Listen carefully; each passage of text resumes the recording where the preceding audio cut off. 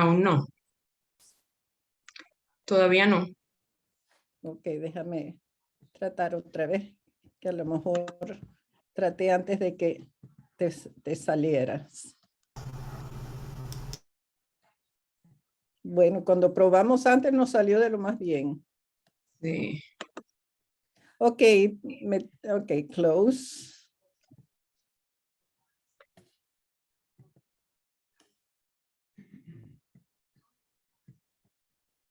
¿Ahora? Perfecto.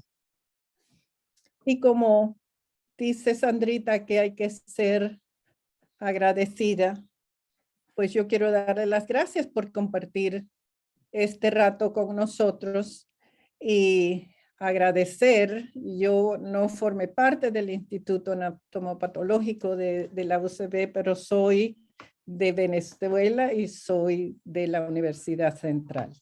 Así que mi hermano se graduó y trabajó en el instituto y mi papá también. Así que como ven, la gratitud es inmensa. Hoy vamos a hablar de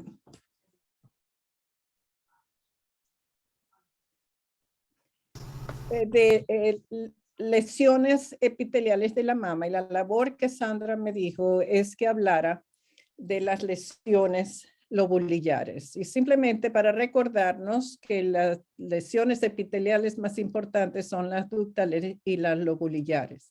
Voy a compartir también un poquito, cuando se preste, de la información que viene, que va a salir en el nuevo libro de la OMS, que es yo creo que es la quinta edición de mama.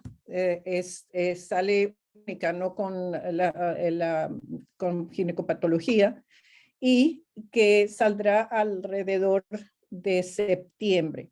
Pero como tengo el privilegio de tener una copia antes, pues comparto con ustedes para que sean los primeros que lo saben. Y ellos tienen una clasificación que lo llaman así, las lesiones epiteliales de la mama. Así que vamos a ver y hablar hoy de las lobulillares.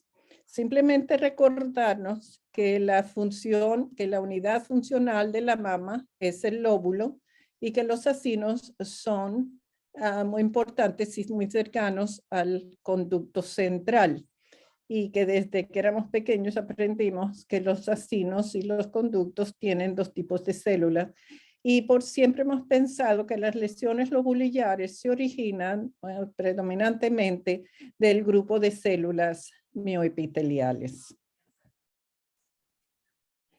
Cuando hablamos de enfermedad lobulillar, y he puesto las láminas en inglés porque todos tenemos que crecer en el idioma, porque tenemos que poco a poco aprender los términos de toda la patología en términos ingleses, sea de europeos o sea americanos. Así que es importante familiarizarnos con ellos.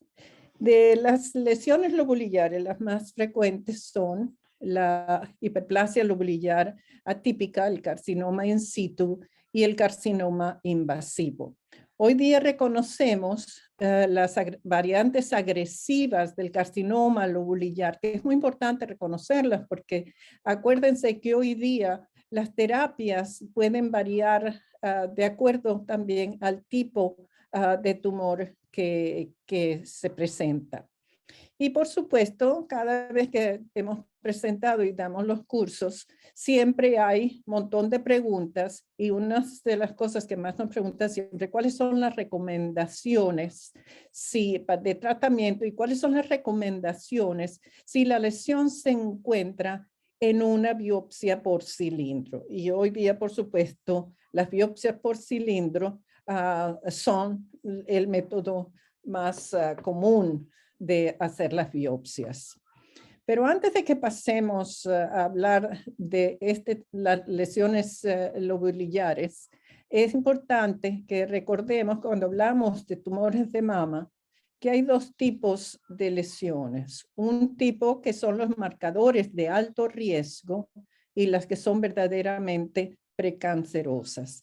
Y yo creo que es importante que recordemos, y estas definiciones sí se las puse en español, por el tema que hoy vamos a cubrir. Marcadores de alto riesgo pueden sugerir historia familiar y que cuando se reseca la lesión, no disminuye el riesgo de desarrollar el cáncer en el tejido mamario. O sea que en cierta forma, estas lesiones nos indican de que hay un alto riesgo para el paciente de desarrollar un cáncer de mama. Y estas lesiones son la hiperplasia ductal atípica, la hiperplasia lobular atípica, el carcinoma lobular in situ y algunas variantes del carcinoma intraductal, sobre todo que no sea de tipo comedo. De nuevo, estas son las lesiones que indican que estas pacientes tienen que tener un seguimiento cercano. Y luego tenemos los precursores o las lesiones precancerosas que sabemos que con tiempo van a desarrollar un carcinoma invasivo y que el remover la lesión previene el desarrollo del cáncer. La más común y la que se considera como una lesión precancerosa, bien demostrado, es el carcinoma ductal in situ. Estudios que nosotros hicimos también con el doctor Pepe Palacios del Hospital de Madrid, indican que el carcinoma lobular in situ en cierta forma también es un precursor, pues pudimos demostrar que todas las lesiones de tipo lobular vienen de carcinoma lobular in situ. Ok, ¿cuál es la terminología que vamos a utilizar en estas lesiones que son o de alto riesgo o precancerosas y de tipo lobular? Cuando, como digo yo era joven y estaba en Yale, digamos, las llamábamos neoplasia lobular, que es como lo llama Sandrita. Y los dos tipos de lesiones eran la hiperplasia lobular atípica y el carcinoma in situ. Ahora bien, ese término de neoplasia lobular no fue aceptado por todo el mundo. Le estoy contando de tiempos cuando yo estaba en Yale todavía, y eso hace un poquito de tiempo. Pero, como les digo, siempre hay gente que sí y otra que no. La gente que decía que sí, que es un buen término, decía, bueno, pero mira, no incluye la palabra cáncer. Si decimos neoplasia lobular, los pacientes no se asustan. Si inmediatamente decimos que es un carcinoma, ya los pacientes se asustan. Y entonces se suponía que el riesgo de hacer una lesión más avanzada era lo mismo para las dos entidades. Los que decían, no se puede llamar neoplasia lobular, decían, el riesgo es diferente para los dos tipos de lesiones, hay que llamarlas atipia lobular y carcinoma in situ. Y esas son discusiones que pasaron por un montón de tiempo. Y quiero decirles que cuanto más tiempo pasa, volvemos siempre casi al principio. Este es el nuevo término que se va a utilizar en la 5ª edición del libro de la OMS, que se llaman lesiones de neoplasia lobular que no son invasivas. Y volvemos a lo mismo, son neoplasia lobular y con la definición de lesiones de hiperplasia típica y carcinoma in situ. O sea que mucho no ha variado, pero se definen como no invasivas, pero ya sabíamos pues que no eran invasivas. De manera que el término de neoplasia lobular va a persistir. El otro punto de vista que yo personalmente me ha parecido es útil, es que a veces es muy difícil de determinar, ok, ¿estamos en carcinoma in situ o no? A veces es difícil. Y entonces el término de neoplasia lobular se hacía divino porque con eso puedes cubrir mucho campo. Entonces ya sabemos que este es el nuevo término y pueden empezarlo a utilizarlo. Estos dos tipos de lesiones son bastante infrecuentes y ocurren generalmente en lesiones más jóvenes y premenopáusicas. Sabemos bien que las lesiones de tipo lobulillar pueden ser multicéntricas en la mayoría de los casos y también pueden ser bilaterales. Y ya hablaremos del punto de la bilateral con ese punto. Una de las razones por qué estas pacientes van a biopsia es porque en la mamografía se encuentran microcalcificaciones. Por mucho tiempo se pensó que la incidencia de estas lesiones había aumentado, pero en realidad lo que ha aumentado es la utilización de nuevos métodos radiológicos que son mucho mejores, son mucho más específicos y encuentran las microcalcificaciones más frecuentemente. Entonces es un aumento relativo de la incidencia de las lesiones. Vamos a ver cuáles son las definiciones. Déjenme decirles, estas definiciones están preservadas en el nuevo libro, así que, pero como estas ya se las saben, no van a tener problema. Que refieren la atypia lobulillar son células que preservan el espacio, la lumen central del acino. Las células se hacen un poquito más grandes y pueden distender un poco el acino, pero generalmente, como les digo, preservan la luz del acino. Lo que es importante también de recordar es que estos cambios pueden presentarse en los conductos largos y que a veces no son reconocidos y generalmente son llamados de lesiones de tipo ductal.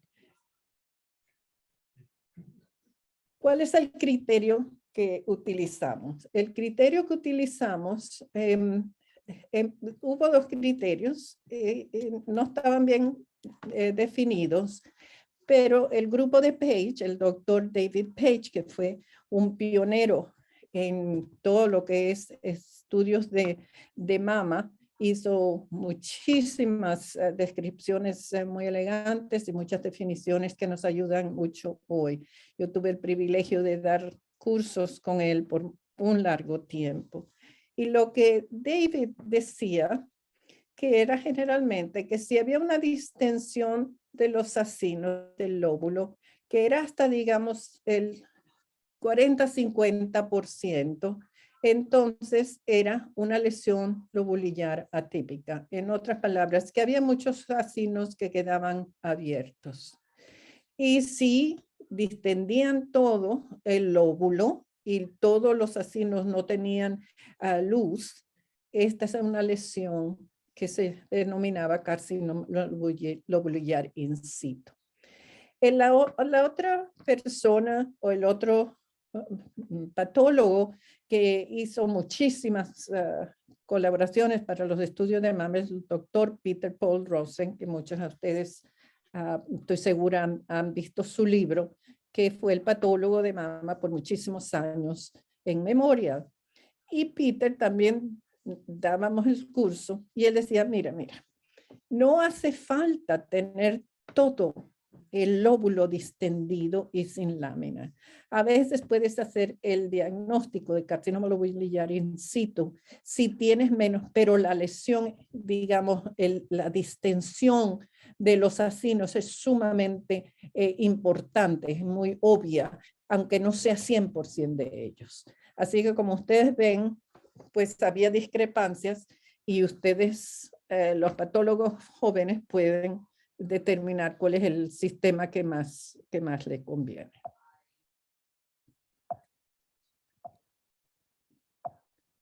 No sé qué pasa, pero no se mueve. Ok.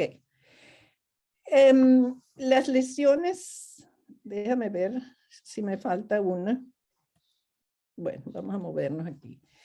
Estas lesiones lobulillares fueron originalmente descritas por el grupo de memoria, los doctores Foot and Stewart.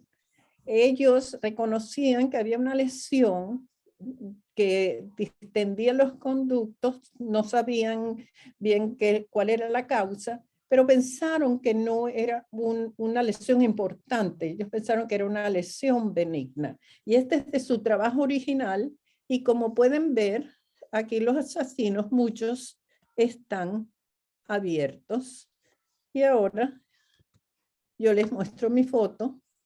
Y esta es una lesión que aquí está el lóbulo. El lóbulo no está completamente distendido. Vemos que los pequeños asesinos no están tampoco muy distendidos. Se ve que hay una proliferación de células con un poquito más de citoplasma y un núcleo más prominente, pero en muchas de ellas la luz del acino está preservada y de resto vemos que muchos de los otros acinos alrededor no tienen, no están distendidos. Esta es una lesión que nosotros llamamos hiperplasia lobulillar atípica. A veces estas lesiones son un poquito más obvias y se distinguen claramente del parénquima adyacente. Aquí vemos todos unos lóbulos normales con sus conductos, pero aquí ven este lóbulo que está un poquito más distendido. Hay preservación de lumen en muchos de ellos, pero ya hay un poco más de distensión en los acinos y muchos de ellos ya no tienen luz. Sin embargo, este fue solamente un lóbulo que estaba afectado en todas las biopsias y nos pareció que era más indicado llamarlo hiperplasia lobulillar atípica. Y este es de otro caso que vemos que es la misma cosa, pero en mayor magnificación, y vemos algunos de los acinos que parecieran más bien que están como un poquito atrofiados y en otros ya un poquito más distendidos. Estas todas son lesiones de casos de hiperplasia lobulillar atípica.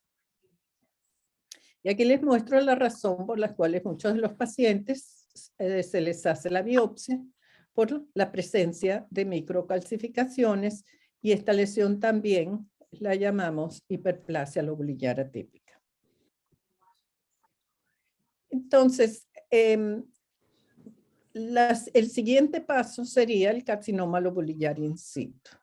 Y como les digo, estas lesiones fueron reconocidas desde 1941 y lo que les llamaba la atención también es que estas lesiones, estos tumores, no se detectaban clínicamente y efectivamente ustedes saben que eso no se detecta en el examen de la mama. Y no hay anormalidades a la inspección macroscópica.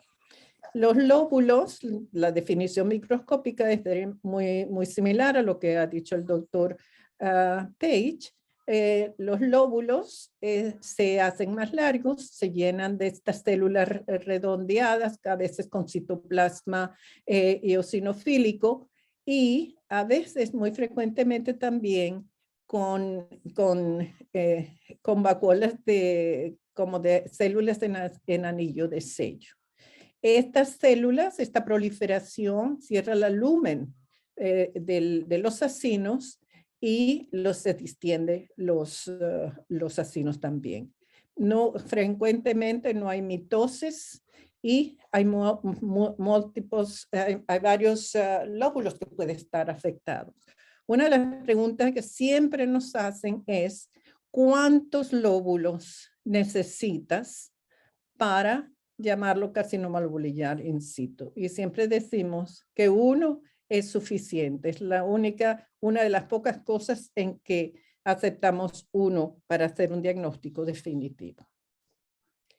Estas generalidades ya se las saben, que son generalmente mujeres premenopáusicas y jóvenes, la misma historia que con la hiperplasia lobulillar.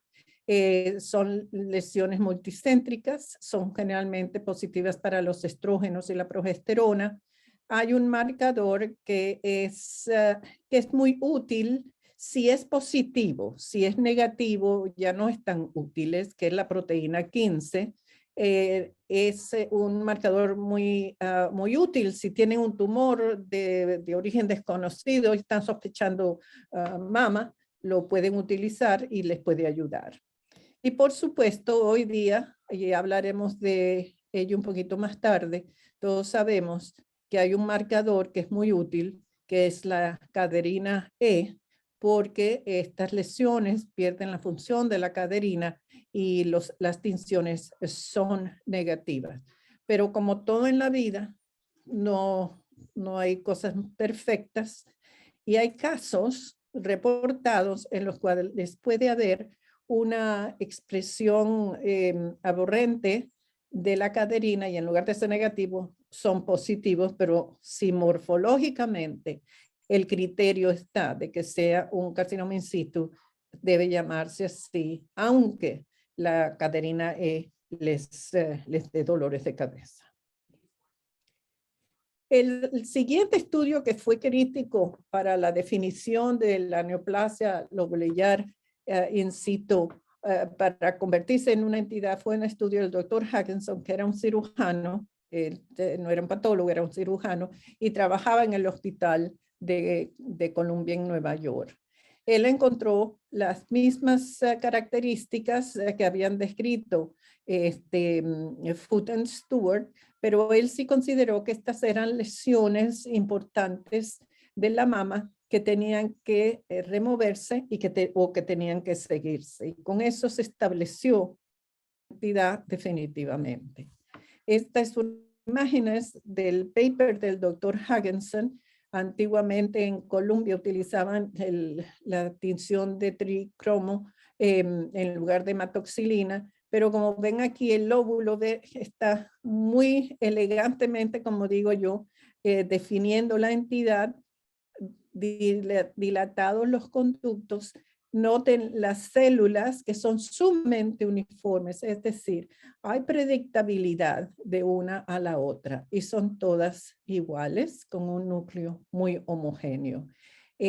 Si hacen tinciones de inmunoperoxidasa, van a encontrar que la mayoría de estos conductos todavía tienen preservación de la membrana basal. Ya hemos hablado del diagnóstico y yo creo que este es un ejemplo muy claro de lo que es un carcinoma lobular in situ. Es una enfermedad multifocal, como ven aquí, un montón de acinos que están sumamente dilatados, distendidos por la proliferación de estas células que a mayor aumento se parecen a las que les acabo de demostrar, de manera que este es un proceso de carcinoma lobular in situ. Y otro, pero aquí fíjense que lo que está pasando es que ya no solamente es el lóbulo que está envuelto, sino que también los conductos están envueltos. Y esto yo creo que es importante para ciertas condiciones que como les voy a mostrar en un momento. Yo creo que haciéndole el diagnóstico, la mayoría de la gente no tiene ningún problema en reconocer esta entidad. Este otro caso, son casos diferentes, quizás un poquito diferente la morfología, pero sin duda en el diagnóstico. Y a veces pues se presentan como lesiones únicas. Este fue una lesión que presentó como si fuera simplemente un pequeño tumor y esto es todo lo que había, pero era un carcinoma lobular in situ. Generalmente nosotros procesamos todo el espécimen, lo miramos muy cuidadosamente de que no hubiera más en alguna otra parte, pero no había más en ningún otro lado. Y simplemente otro caso de carcinoma lobular in situ también había sido removido por la presencia de calcificaciones. Antiguamente llevábamos el espécimen a radiología para que nos identificaran si las piezas tenían las calcificaciones. Hoy día, con el uso de las biopsias por cilindro, ya no las hacemos. Y simplemente para recordarles algo que muy frecuentemente no nos acordamos, que es la presencia y el diagnóstico de carcinoma lobular in situ, de hacerlo en casos en los cuales no hay, digamos, mucha formación en los acinos. Este es un caso del trabajo original. Yo siempre pienso que hay que darle crédito a aquellos que nos llevaron de la mano hasta donde estamos hoy. Y toda esta gente que hizo tantísimo trabajo, que son las bases de lo que hoy sabemos, merece reconocimiento.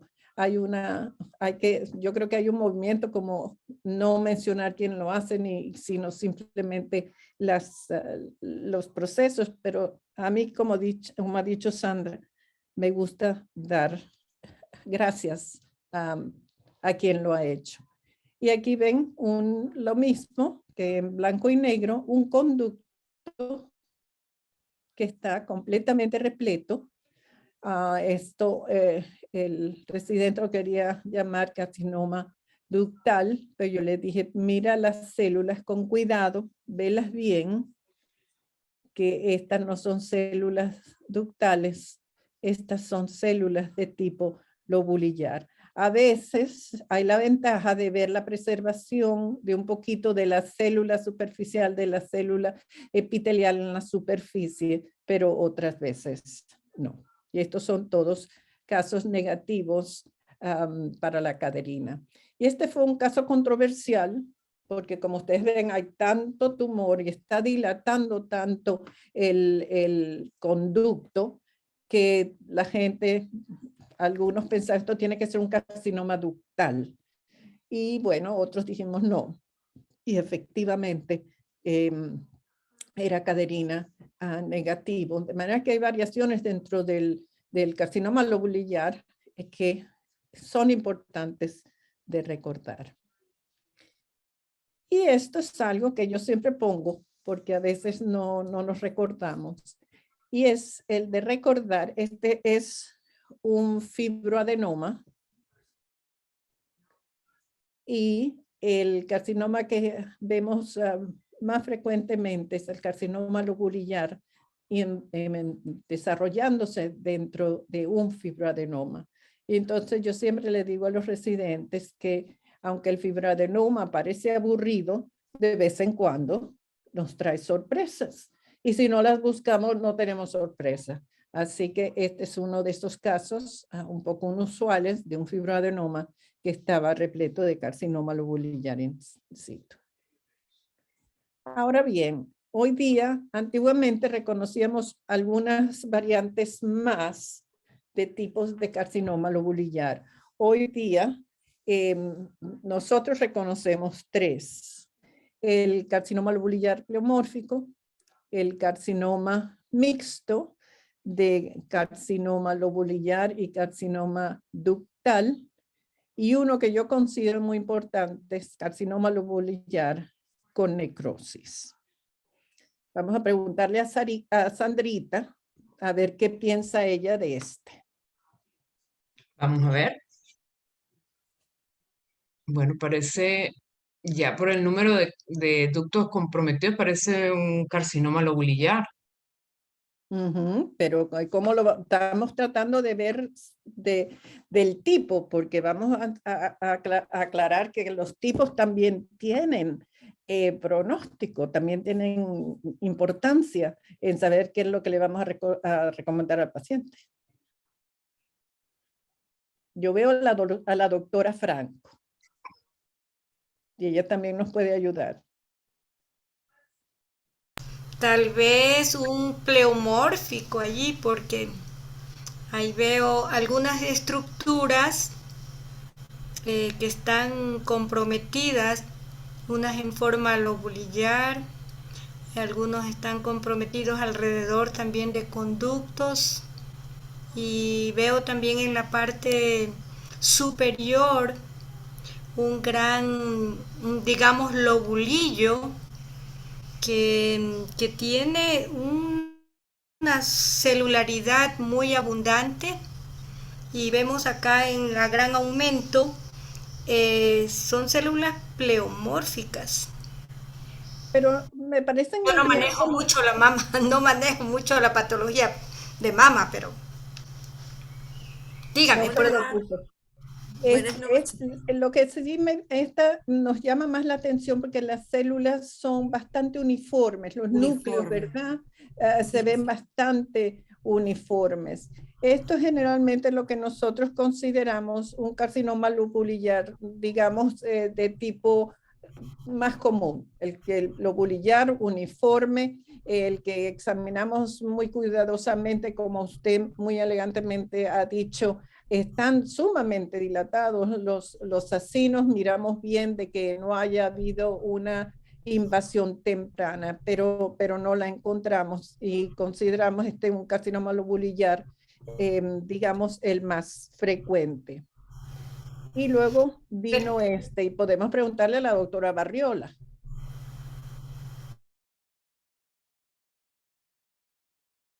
Cuéntanos. No, sí, este sí es mucho más pleomórfico que el anterior. Yo le pondría de categoría pleomórfico. El anterior sí me parecía un clásico, una variedad clásica. Exacto. Los núcleos ya son diferentes, las células son ya más grandes. Vemos también que hay, digamos, las vacuolas en el citoplasma que son bastante características. Miren esta que grande aquí. Y los núcleos, cómo cambian unos de otros. Este es sin duda un tumor pleomórfico. Este es sumamente importante de reconocer porque cuando se ve un tumor pleomórfico, aunque sea en una biopsia por cilindro, se requiere que haya, si no hay una biopsia excisional, algo más hecho de diagnóstico a la paciente. Así que de acuerdo con la doctora Barriola, aunque siempre estoy de acuerdo con ella, en que este es un carcinoma pleomórfico, variante pleomórfica, y es importante aclararle también al clínico. Este tipo se describió hace tiempo por el doctor Steven Silverberg. El doctor Silverberg fue un gran ginecopatólogo, pero también trabajaba en mama, y como ven aquí de su trabajo, las fotos son muy parecidas a las que les acabo de mostrar, de manera que este es sin duda un pleomórfico. Ok. ¿Y este? A ver, ¿quién quiere opinar?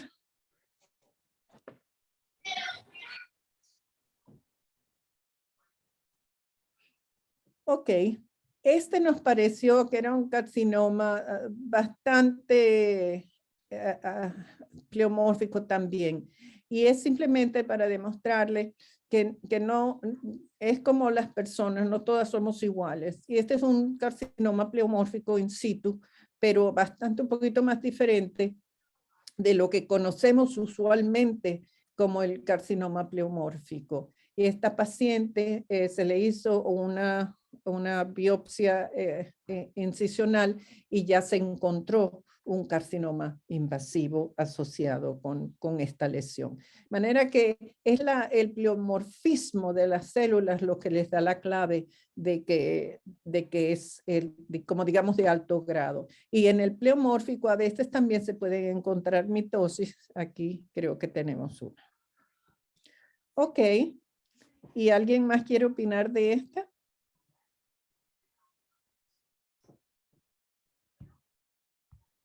Hola, buenas noches. Buenas noches. Bueno, súper honrada y feliz de poder verla y de estar con ustedes. Ay, qué agradecidos estamos todos. Muchas gracias. Sí, agradecida también, claro que sí. Acá da la impresión de que hay dos tipos celulares distintos. En la parte inferior, allá donde usted está, eso me parece más ductal. Ok. Y acá abajo, esa parte me parece lobulillar. Entonces, podría tratarse de una lesión mixta, en donde hay un... Ajá. Ok, pero tendríamos dos tipos. En esta foto, en realidad, mixto, lo que podemos decir es que tenemos un carcinoma ductal y al mismo tiempo tenemos un carcinoma lobulillar. ¿Le parece? De acuerdo. De acuerdo, pues estamos de acuerdo, pero entonces déjenme presentarle la otra foto. Uy, ahí sí se mezclan completamente. Entonces, ¿será que entonces esa parte de arriba es una sustitución progresiva por parte de la célula lobulillar? La de aquí arriba sigue siendo ductal. Sigue siendo Porque ductal. sí, y si ve las células grandes y tienen también, esto es tipo ductal y estas son de tipo ductal, pero estas ya no. Este sí es un carcinoma mixto. Estos son bastante raros, pero vale la pena de verlo porque inmediatamente nos preguntaríamos, bueno, ¿y cómo se va a comportar como un ductal, como un bolillar? La respuesta está dada siempre por el más antipático, que es el ductal. Y aquí, como ven, había un montón de tumor de tipo ductal, carcinoma ductal, y luego algunos en los cuales la lesión lobulillar, pues había, no sé si este invadió o este estaba invadiendo esto. Eso ya no se lo puedo decir. Pero esto es un tipo clásico. Y el problema también que entonces viene es preguntarse, bueno, y este paciente entonces tiene que tener también quizás una mayor incidencia de bilateralidad, puesto que tiene también un carcinoma lobulillar.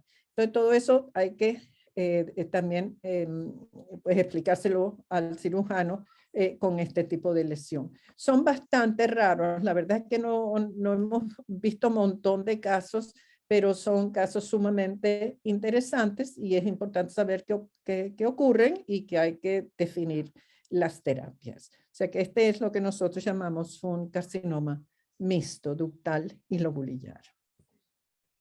Y este, tan feón así, con estos nódulos tan grandes. Un carcinoma lobulillar florido. Un carcinoma lobulillar florido. Esa voz la reconozco aquí en todas partes. Sofía, ¿y qué llamas tú un carcinoma lobulillar florido? Es aquel que distiende los lobulillos de forma muy importante, que puede incluso tener necrosis, al igual que el pleomórfico, pero que la población celular es de un lobulillar clásico. O sea, tiene células tipo A. Les está hablando la líder patóloga de mama en México. Así que efectivamente, nosotros no lo llamamos florido, pero sí lo llamamos carcinoma lobulillar extensivo, que es casi lo mismo. Y la importancia es que generalmente estos carcinomas se llaman carcinomas ductales. Y se llaman ductales por algo que Sofía ha dicho. Y es que muchos de ellos pueden tener la presencia de necrosis central. Es carcinoma lobulillar, pero tiene necrosis. Este no es un comedocarcinoma. Muchas veces me preguntan, pero doctora, si yo lo llamo ductal, ¿va a pasar algo malo o he hecho algo incorrecto? ¿La paciente va a sufrir? Y yo siempre les digo no. Si lo llamas carcinoma ductal, no hay problema, porque estas pacientes tienen de alguna forma que ser tratadas como si este carcinoma fuera un carcinoma ductal.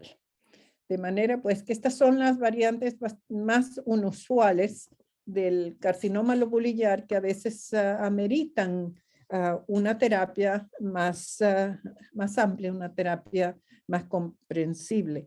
Y si de paso, si les hacen las tinciones de la E-caderina, estas células también son negativas. ¿Cuál es el diagnóstico diferencial si tenemos una de estas lesiones y estamos, digamos, sudando? ¿Qué será? La más frecuente quizás es la cancerización retrógrada de los lóbulos por un carcinoma ductal. Las atipias de quimioterapia o radioterapia, aunque hoy día las atipias de quimioterapia hemos encontrado que son sobre todo más a nivel celular. De todas maneras, si hacen coloraciones especiales, se encuentra que las células miopiteliales están preservadas. Y otros cambios que a veces se pueden encontrar son cambios de células claras o hasta efecto hormonal y frecuentemente también se pueden confundir con una lesión de tipo histiocítico o histiocitoide, un carcinoma histiocitoide. ¿Y esta lesión cómo la categorizaríamos?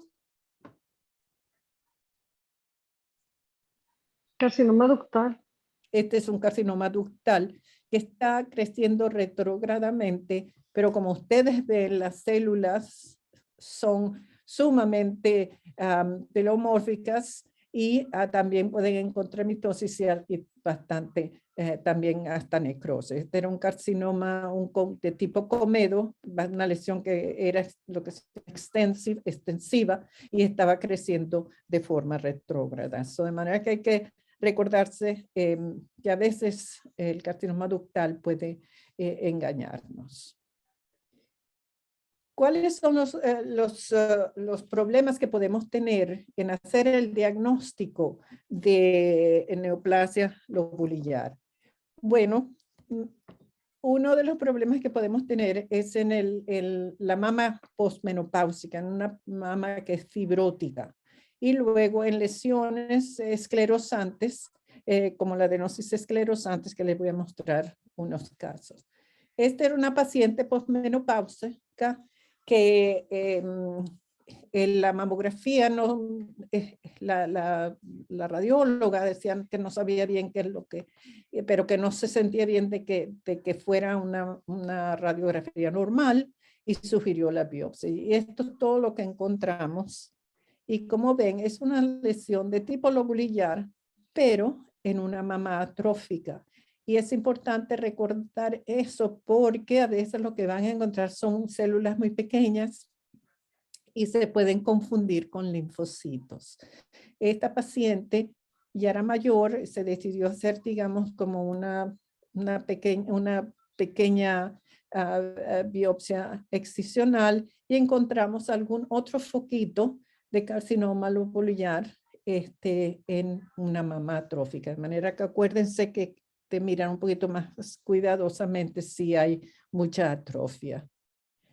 Y sobre todo cuando hay esclerosis adenosante. Esas lesiones ya fueron también recordadas, descritas por el doctor Ewens, que lo conocemos de otras lesiones, y los mismos dos patólogos del Memorial. Y explicaban pues que a veces hay lesiones que se pueden unir como el carcinoma in situ y la adenosis esclerosante. Y déjenme mostrarles este caso, que la radióloga pensó que se trataba muy probablemente de una lesión no maligna, pero sospechosa. Y bueno, se le hizo una resección y aquí la tienen, la lesión, pareciera como una cicatriz, ¿verdad? Y ciertamente como si tuviera puntitos que hacían sospechar que a lo mejor eran puntitos de necrosis.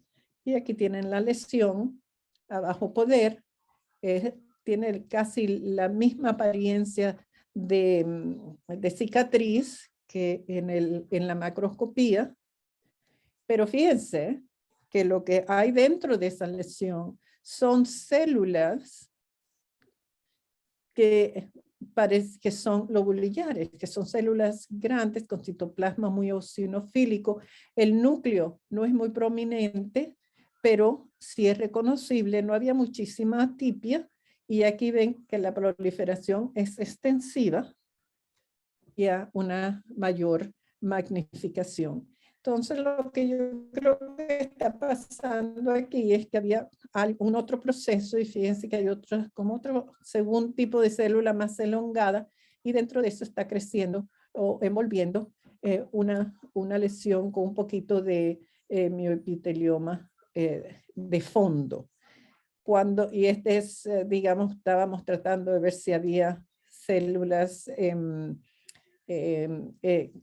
con vacuolas intracitoplasmáticas, y efectivamente las había.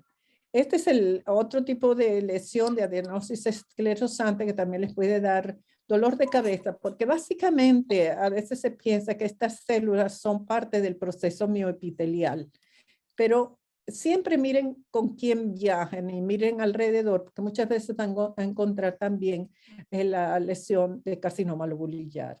Entonces, si quieren estar más cerca, aquí ven las células del carcinoma lobulillar.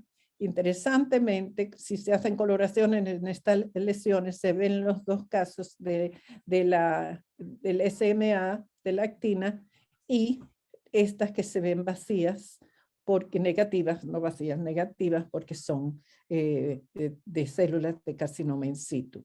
La preservación de la estructura de la lesión esclerosante la pueden demostrar porque todas están rodeadas y bordeadas por membrana basal. Esta es una coloración de colágeno y como ven, todas están intactas. O sea que lo que queríamos aclarar sobre todo es que no hubiera la presencia de invasión y confirmamos que no la había. Entonces acuérdense que carcinoma in situ puede desarrollarse en lesiones de tipo de adenosis esclerosante. Y esta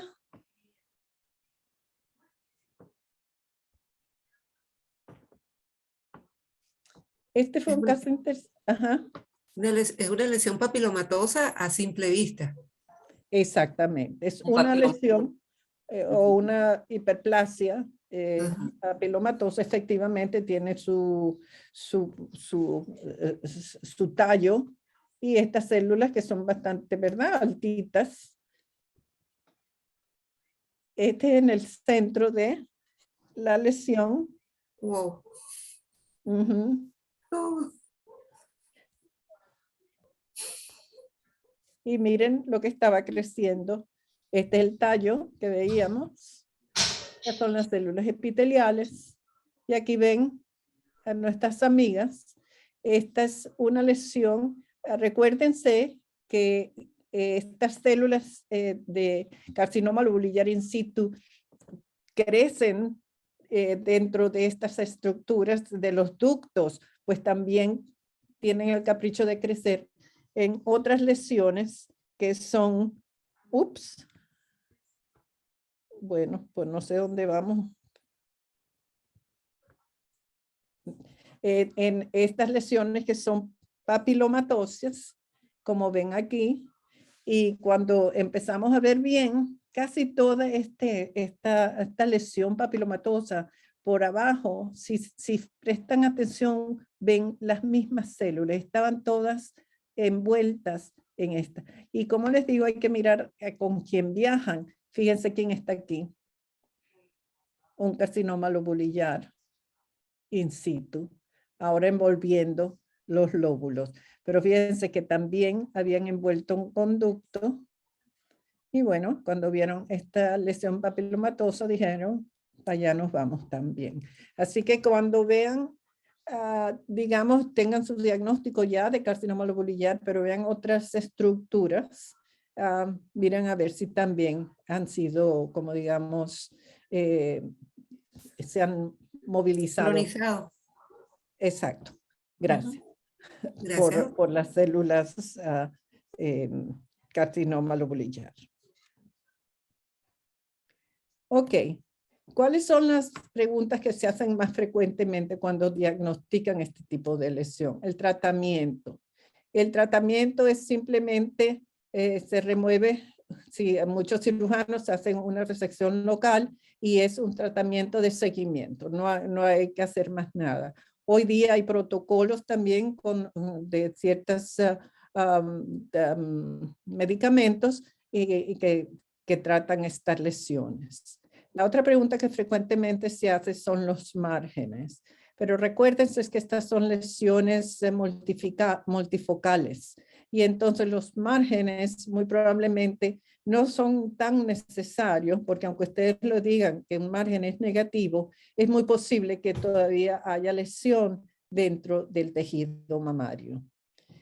La biopsia del otro seno, porque sabemos que pueden ser lesiones bilaterales. Cuando empezamos, generalmente se hacía una biopsia al sitio opuesto de la mama opuesta. pero la mayoría de las veces esas biopsias son generalmente negativas y hoy día ya no se hacen ese tipo de biopsia. Los receptores los pueden hacer y la segunda pregunta que siempre nos hacen es qué hacer en caso de que ustedes hacen el diagnóstico de carcinoma lobulillar o atipia en una biopsia por cilindro. ¿Qué hacer? ¿Cuál es el siguiente paso a seguir? Y eso a través de los años ya ha habido muchísimos estudios y bueno, ahora les conto. Este es el tratamiento, el seguimiento con mamografías. Acuérdense, hoy día se hacen muchas mastectomías profilácticas. Yo me acuerdo la primera vez que vino una en Yale, me pareció así como una cosa, wow. Y hoy día pues entendemos que no solamente les dan a los pacientes una mejor calidad de vida. Y también se ven mucho en las pacientes que son BRCA, que son de enfermedad hereditaria. Algunos cirujanos y algunos pacientes prefieren una mastectomía unilateral, pero simple, o lumpectomía, aunque como les digo, no son en realidad necesarias de hacer. El pronóstico ya lo mencionamos al principio, estas son lesiones que son de alto riesgo y el carcinoma in situ hoy día ya se empieza a considerar que es quizás una lesión precancerosa. La probabilidad que tienen estas pacientes de desarrollar un carcinoma invasivo es del 5% y por supuesto si tienen historia familiar el riesgo es mucho mayor.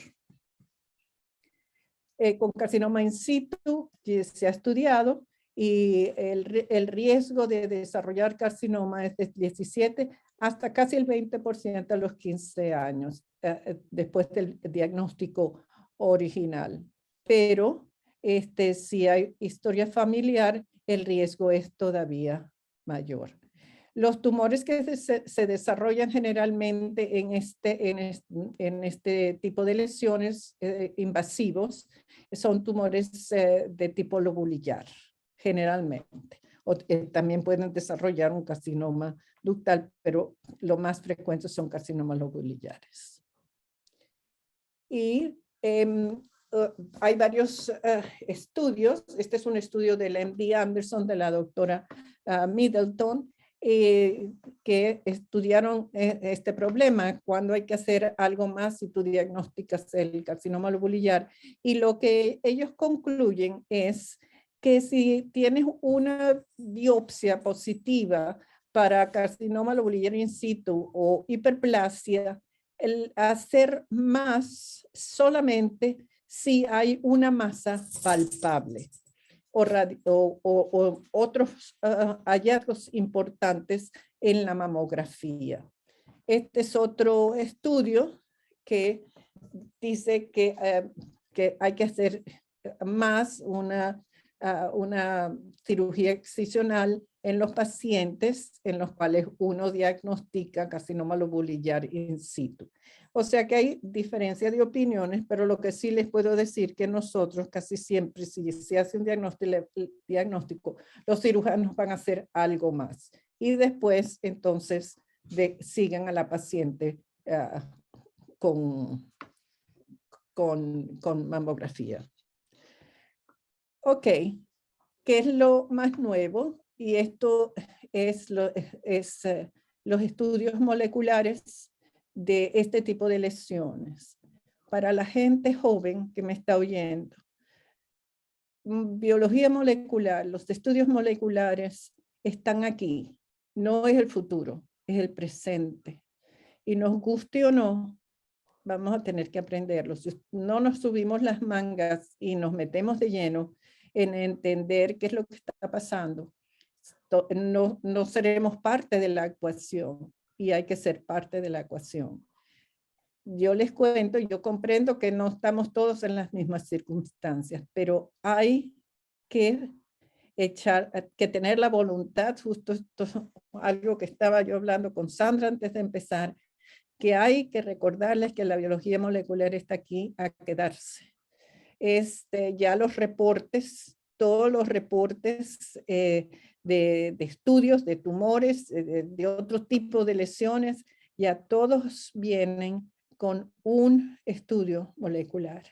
Y no es muy frecuentemente las veces en las cuales o se cambia el diagnóstico, pero más importante aún, las terapias. O sea, que la biología molecular ya está dictando las terapias de los pacientes. Eso ya empezamos hace 15 años con los tumores de riñón, pero ahora ya esto se ha extendido a todo lo que es patología. Así que a la gente joven es importante que no es que vamos a ser todos, digamos, sentados en el bench haciendo biología científica, no. Es entender cuáles son los cambios que ocurren en las células y cuáles son los más frecuentes. Hace tiempo empezamos a estudiar estas lesiones lobulillares, como les dije, con el doctor Pepe Palacios, y encontramos que el gen más afectado era el gen que se encuentra en la E-caderina, que está localizado en el cromosoma 16Q, y ahora se llama CDH1, CDH1. Encoda, o sea que lleva la caderina, que es una proteína de adhesión, es decir, es la proteína que ayuda a que las células estén juntas, se unan juntas. Y la inactivación de esta caderina es lo que nos ha dado un material diagnóstico excelente para clasificar y reconocer estas lesiones de tipo lobulillar. De nuevo es un gen supresor, y lo único que sí quiero recordarles es que cuando utilicen la inmunoperoxidasa, que se acuerden que en muy pocos porcentajes, pero puede ocurrir que haya expresión de la proteína. Eso lo hemos encontrado con muchos de los tumores, de que siempre son negativos, pero lo que pasa es que o por alguna razón hay un switch que sigue funcionando y la proteína se expresa. Pero si la morfología les dice que es una lesión lobulillar, eso es lo que tienen que reportar, y explican que, bueno, que la tinción ha sido positiva, pero puede ser ocasionalmente positiva. Y no tenemos tiempo, pero algún día hablaremos del carcinoma infiltrante lobulillar, el común. Ustedes lo reconocen sin ningún problema, así que ese no es el problema, pero sí es importante que reconozcan las variedades agresivas del carcinoma lobulillar, que son el invasor pleomórfico y el carcinoma de células en anillo desecho. Este pleomórfico es sumamente agresivo y hay que reconocerlo porque la terapia puede ser diferente. El de células en anillo de sello es sumamente importante de reconocer por el patrón de metástasis que hace. Y las metástasis las hace en serosas. A veces no hace masas tumorales, simplemente invade libremente y poco a poco la serosa, hasta la mucosa gástrica. Hemos visto casos que en las meninges tenían una colección, pero de células individuales, pero que eran estrógeno y receptores positivos, y las pacientes tenían carcinoma lobulillar. De manera que acuérdense de que de lo más importante, el invasor común y corriente no les da dolor de cabeza y no son tan agresivos, pero el pleomórfico y el Signet y el de células de anillo de ensello sí lo son. Y con eso ya veo que son las 8 y simplemente quiero invitarles. Este es el edificio 10, este es el edificio del NIH, es el hospital y donde estamos toda la parte clínica. El NIH tiene más de 40 edificios, pero este es el 10, el más grande, y están todos invitados a venir a visitarnos. Y la gente joven Si quiere venir a pasar un tiempo, también pueden hacerlo y trabajamos un poquito en biología molecular. Bueno, muchas gracias por haberme escuchado hoy. Doctora, muchas gracias. ¿Alguna pregunta? Claro, muchas gracias a usted por esta maravillosa charla que hemos disfrutado todos los más jóvenes y los más viejos también, estoy segura. Quiero hacer un comentario mientras van saliendo las preguntas. Y antes de comenzar la charla, precisamente hablábamos, la doctora Merino y yo, sobre todas estas alteraciones genéticas que muchas veces, bueno, nosotros mismos, y me incluyo, yo se lo comentaba, que a veces como no son de la práctica diaria, no estamos muy involucrados en ellas. De hecho, en muchas oportunidades uno revisa una patología y se salta la parte genética, precisamente porque no estamos familiarizados, no la conocemos y yo particularmente me la salto. De hecho, ella me preguntaba antes de la charla que qué era el CDH1 y yo le dije, no tengo idea, y ya ahora sé qué es. Entonces, bueno, nada, damos paso a las preguntas para ver el público que desea aprovechar de la doctora Merino. Adelante, pues, Jesús, adelante. Hola, doctora, buenas noches. Ahí, digamos. Hola. Mucho eco, Jesús. Ahora sí. Ok. Buenas noches, doctora. Una pregunta que yo tengo, doctora, era ¿qué experiencia tiene usted o qué utilidad? No le entendí. Jesús, Ahora me escucha mejor. Ahora sí. Sí. Doctora, ¿cómo está? Es Muy una bien. pregunta, ¿qué experiencia tiene usted de el usar citoqueratinas de alto peso molecular para diferenciar un ductal de un lobulillar in situ? Ok. Porque hasta donde tengo entendido es que la citoqueratina de alto peso creo que es positiva en el lobulillar y negativa o sea, porque en el in situ ductal creo que en la periferia que marca. Es que no tengo entendido eso, pero no sé. Ok. Yo soy muy honesta y te diré que, digamos, como le decía yo a Sandrita, nosotros crecimos con la inmunoperoxidasa, como ustedes van a tener que con la biología molecular. Pero Claro, yo soy que primero que mandarme con queratinas y no queratinas en la mama, miro bien y hago un buen estudio morfológico. Eso para mí es lo más importante, porque muchas veces, Jesús, estas queratinas nos engañan.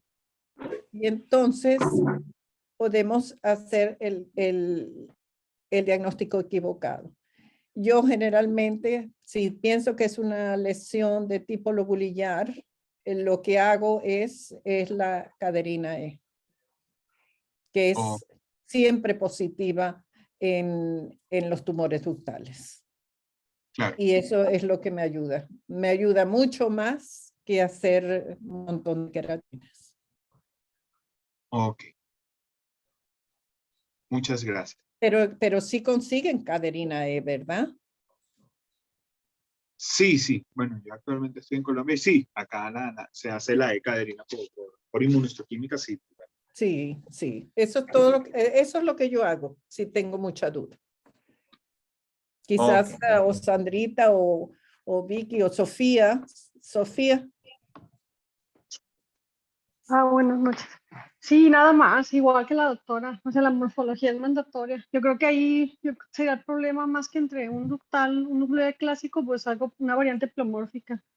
Con un in situ ductal de alto grado de tipo comedo, a lo mejor sería, pero la discohesividad y nos ayuda en las imágenes que presentó la doctora, aunque sean lesiones de alto grado, pues la discohesividad y los patrones morfológicos, pues nada más lo pedimos la caderina y P120 la estamos pidiendo también, pero sobre todo para distinguir una nueva entidad que salió ya invasora, que es el carcinoma lobulillar con patrón tubular. del carcinoma túbulo-lobular. Nada más para eso. Pedimos los dos en conjunto y si no, nada más la caderina. Nosotros acá también pedimos la caderina, pero como decía usted en la conferencia, siempre predomina o hacer énfasis en la morfología, porque sí hemos visto casos de expresión aberrante de caderina en lobulillares. Por acá está Lorena. Lorena, tienes la manito alzada, adelante. Sí, buenas noches. Muchísimas gracias, doctora María Merino, por darnos esta oportunidad. La importancia de reportar los TILs en los carcinomas lobulillares invasivos, digamos, la importancia es la misma que se le da a los carcinomas ductales. La importancia de reportar los ¿qué? Los TILs.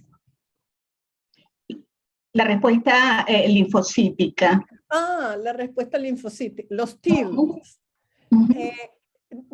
Todavía no le estamos dando este significado de reportar la respuesta linfocitaria.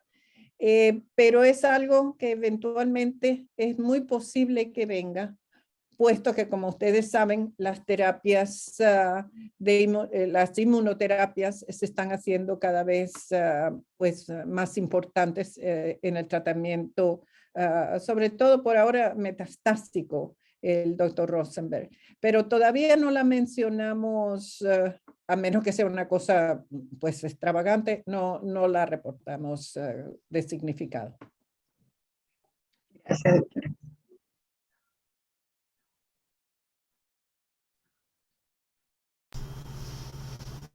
Quiero hacer una pregunta, doctora Merino. ¿Cómo no? Magnífica conferencia, pues muy didáctica y con mucha experiencia suya. ¿Qué conductas siguen en los casos de hiperplasia atípica? La hiperplasia típica lo único que le hacen generalmente es un seguimiento cercano y con mamografías, claro. Y luego si hay algún cambio en la mamografía, le hace una biopsia del área indicada.